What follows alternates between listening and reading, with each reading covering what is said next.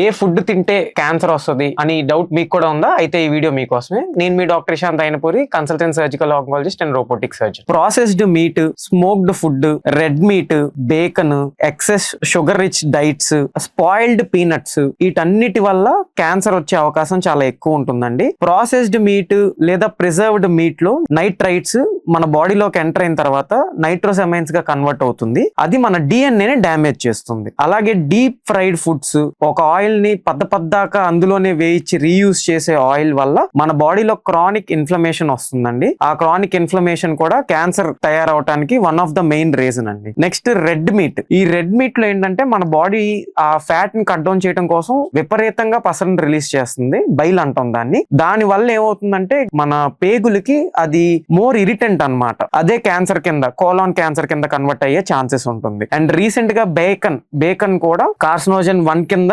Release చేశారండి. And excess sugar rich diet, దీని వల్ల కూడా క్రానిక్ ఇన్ఫ్లమేషన్, హార్మోనల్ ఇంబ్యాలెన్స్ వస్తుంది. దాని వల్ల డిఎన్ఏ డ్యామేజ్ అవుతుంది. అలాగే స్పాయిల్డ్ పీనట్స్, మనం ఇంట్లో పాడైపోయిన పల్లీలే కదా అని చాలా మంది తినేస్తుంటారు. ఆ పాడైపోయిన పల్లీల్లో ఆస్పర్జిల్లస్ అనే ఫంగస్ ఉంటుంది. ఆ ఫంగస్ ఎఫ్లోటాక్సిన్ అనేది ప్రొడ్యూస్ చేస్తుంది. అదేం చేస్తుంది అంటే మన లివర్ లో ఉండే డిఎన్ఏ డ్యామేజ్ చేసి లివర్ క్యాన్సర్ రావడానికి హై ఛాన్స్ ఉంటుంది.